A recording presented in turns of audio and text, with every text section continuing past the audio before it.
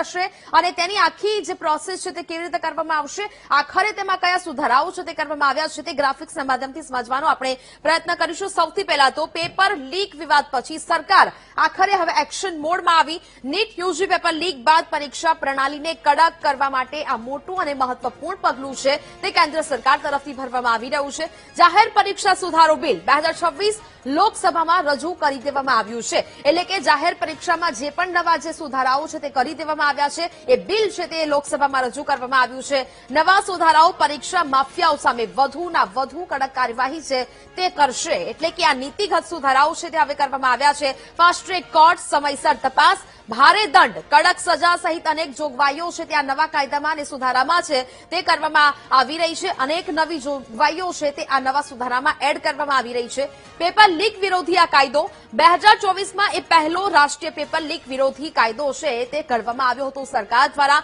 અને 2024 થી લઈને એવું હવે અત્યારે જ્ઞાન આવ્યું કે હવે આમાં સુધારાઓ પણ કરવા પડશે। નીટ યુજી 2024 અને યુજીસી નીટ વિવાદો બાદ અમલમાં આવ્યો છે આ કાયદો, એટલે કે 2024 થી આ કાયદો અમલમાં તો આવ્યો પરંતુ તે મુજબની જે કાર્યવાહી છે તે નહોતી કરવામાં આવતી। કેન્દ્ર સરકારે જાહેર પરીક્ષા બિલ 2024 તે ઘડ્યું હતું અને ત્યારથી આ કાયદો ઘડાયો હતો। નિયમો છે તે બનાવવામાં આવ્યા હતા પરંતુ એ નિયમો જોઈએ એટલા કડક નહોતા, તેમાં પણ કેટલીક ખામીઓ હતી। પરીક્ષાઓમાં છેડછાડ કરનાર પર કાર્યવાહીનો છે તે મહત્તમ હેતુ છે તે સરકાર દ્વારા રાખવામાં આવ્યો છે। સરકારનું કહેવું છે કે જે પણ આ નવો કાયદો રજૂ કરવામાં આવ્યો છે, સુધારાઓ તેમાં કરવામાં આવ્યા છે તે હવે આ કાયદાકીય પ્રણાલી રજૂ કરશે। સંગઠિત છેતરપિંડી અને પરીક્ષા માફિયાઓ પર હવે કાર્યવાહીનો આ હેતુ છે તે સરકાર દ્વારા રજૂ કરવામાં આવ્યો છે। કાયદો યુપીએસસી, એસએસસી, એનટીએ પરીક્ષાઓને લાગુ પડે છે, એટલે કે જે જાહેર પરીક્ષાઓ, સરકારી પરીક્ષાઓ છે તેમાં આ તમામ જે પરીક્ષાઓ છે તેનો સમાવેશ થાય છે, જેમાં આરઆરબી, આઈબીપીએસ, અન્ય સૂચિત કેન્દ્ર સરકારની પરીક્ષાઓને પણ આ કાયદો હવે લાગુ પડશે ને આખી જે સિસ્ટમ, આખું જે નેટવર્ક છે તે અહીંયા બનાવવામાં આવ્યું છે। સંગઠિત ગુનાઓ કરનારાઓ માટે કેદ અને ભારે દંડની જોગવાઈ છે તે આ કાયદામાં કરવામાં આવી હતી, એટલે કે જે પણ 2024માં તેની જોગવાઈઓ છે તેની આપણે વાત કરીએ। સંગઠિત ગુના કરનારાઓ માટે કેદ અને ભારે ની જોગવાઈ છે તે જે તે સમયે કરવામાં આવી હતી। સરકારે નોંધ્યું કે ફક્ત કાયદો ઘડવો એ માત્ર પૂરતું નથી, કારણ કે કાયદો ઘડી નાખવો ત્યારબાદ તેના પર કાર્યવાહી કરવી પણ ખૂબ જરૂરી છે। તપાસ, કાર્યવાહી અને સજાની પ્રક્રિયા પણ ઝડપી બનાવવાની જરૂર અને તે જ વાત સરકારને ખબર પડીને ત્યારબાદ હવે આ સુધારાઓ કરવામાં આવ્યા। નવો સુધારો શા માટે જરૂરી હતો તે વિશે સરકારે સ્પષ્ટતા કરી છે। પેપર લીકની સંગઠિત ગેંગ અને ટેકનિકલ નેટવર્કને તોડવું એ ખૂબ જરૂરી બની ચૂક્યું છે, કારણ કે કાયદો ઘડવામાં આવ્યો ત્યારબાદ પણ સતત પેપર લીકની ઘટના બનતી આવી છે। પેપર લીક નાણાકીય લાભ માટે કાર્યરત રેકેટને પણ તોડવું ખૂબ જરૂરી છે અને આ તેનો મહત્તમ હેતુ છે કે જેને કારણે હવે આ સુધારાઓ કરવામાં આવ્યા છે। નીટ યુજી 2026 વિવાદ બાદ વિદ્યાર્થીઓએ દેશવ્યાપી વિરોધ પ્રદર્શનો છે તે શરૂ કર્યા હતા અને માંગ કરવામાં આવી રહી હતી કે આ કાયદાઓ છે તેમાં કડક નિયમો છે તે બનાવવા જોઈએ।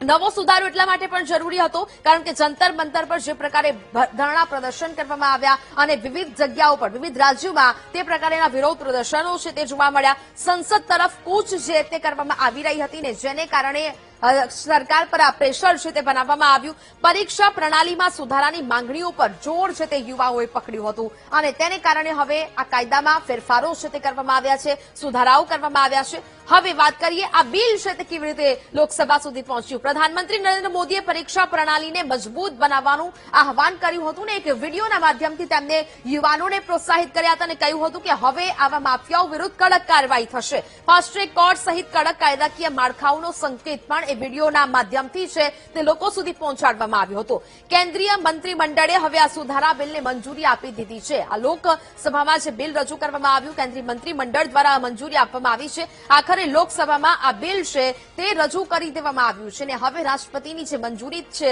તે પણ હવે લેવામાં આવશે। જૂના અને નવા કાયદામાં આખરે તફાવત શું છે તે પણ જાણીએ। સજા, દંડ અને ટ્રાયલની ગતિમાં સૌથી મોટા ફેરફારો છે તે હવે આ સુધારા કાયદામાં જોવા મળવાના છે। ફાસ્ટ ટ્રેક કોર્ટમાં તે કેસ ચાલશે તરત અને ત્વરિત નિર્ણય છે તે લેવામાં આવશે। 2024ના કાયદામાં સામાન્ય ગુનાઓ માટે અલગ અલગ જે જોગવાઈઓ છે તે લાગુ કરવામાં આવી હતી અને 2024માં જે પણ પ્રકારની આ કાર્યવાહી થઈ હતી તેમાં સામાન્ય ગુનાની વાત કરીએ તો 3 થી 5 વર્ષની કેદની તેમાં જોગવાઈ છે તે કરવામાં આવી હતી અને સાથે સાથે એવું પણ કે 10 લાખ રૂપિયાના દંડની પણ એ કાયદામાં જોગવાઈ કરવામાં આવી હતી, પરંતુ હવે અત્યારે જે સુધારા બિલ રજૂ કરવામાં આવ્યું છે તેમાં પણ ફેરફારો થતા જોવા મળી રહ્યા છે।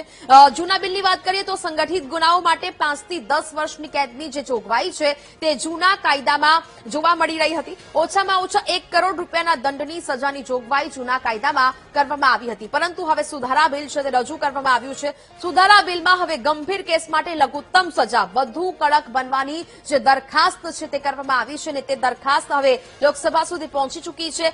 ઘણા કિસ્સાઓમાં દંડ મર્યાદા કરોડો રૂપિયા સુધી હવે વધારી દેવામાં આવી છે, એટલે કે દંડની રકમ છે તે પણ વધારી દેવામાં આવી છે. સંગઠિત ગુનાઓની વાત કરીએ તો આવા કેસોમાં 10 કરોડ રૂપિયા સુધીના દંડની દરખાસ્ત પણ આ સુધારા બિલમાં રજૂ કરવામાં આવી છે.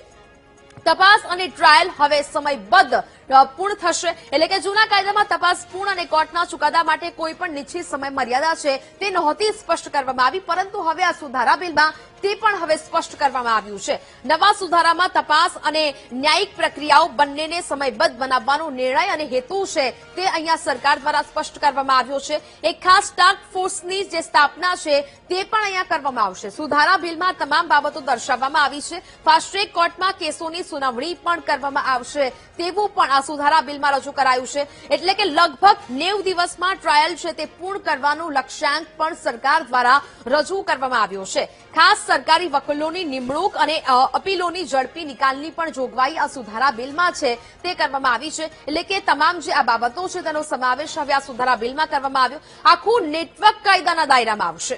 કાર્યવાહી ફક્ત પ્રશ્નપત્ર લીક કરનાર વ્યક્તિ સુધી મર્યાદિત નહીં રહી. અત્યાર સુધી એવું હતું કે જે વ્યક્તિએ પ્રશ્નપત્ર લીક કર્યું હતું માત્ર તેને સજા થતી હતી, પરંતુ હવે પરીક્ષા એજન્સી, આઈટી સેવા પ્રદાતા તમામ માટે હવે નિયમો છે તે બનાવવામાં આવશે અને આખા નેટવર્કને સકંજામાં લેવામાં આવશે. ડેટા મેનેજમેન્ટ કંપની પરીક્ષા કેન્દ્ર સંચાલક પણ હશે તો તેના વિરુદ્ધ કાર્યવાહી થશે, એટલે કે જે પણ જવાબદાર હશે આખા નેટવર્કમાંથી તે તમામ વિરુદ્ધ કડક કાર્યવાહી થશે.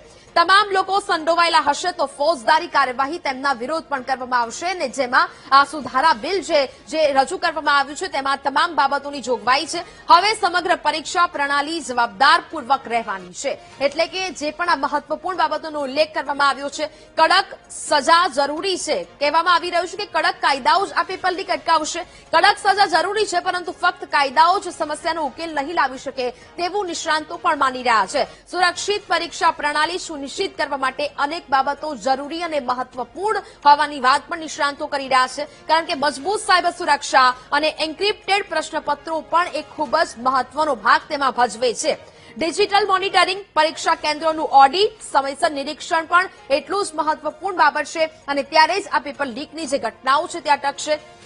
પારદર્શક ભરતી પ્રક્રિયા પણ એટલી જ મહત્વપૂર્ણ માનવામાં આવી રહી છે, એટલે કે હવે આ સમગ્ર બાબતો છે અને તેને જ લઈને હવે એવું કહેવામાં આવી રહ્યું છે કે આ તમામ બાબતોને લઈને આ સુધારા બિલ છે તે રજૂ કરવામાં આવી રહ્યું છે, અને આ સુધારા બિલ રજૂ કર્યા બાદ હવે એવું કહેવામાં આવી રહ્યું છે કે હવે આ પેપરો છે તે જો લીક થશે, આવી કોઈ પણ ઘટના બનશે તો આખા નેટવર્ક વિરુદ્ધ છે તે કાર્યવાહી કરવામાં આવશે. પરંતુ હવે એ જોવું રહ્યું કે આ પારદર્શિતા અને આ કડક કાર્યવાહી ક્યારે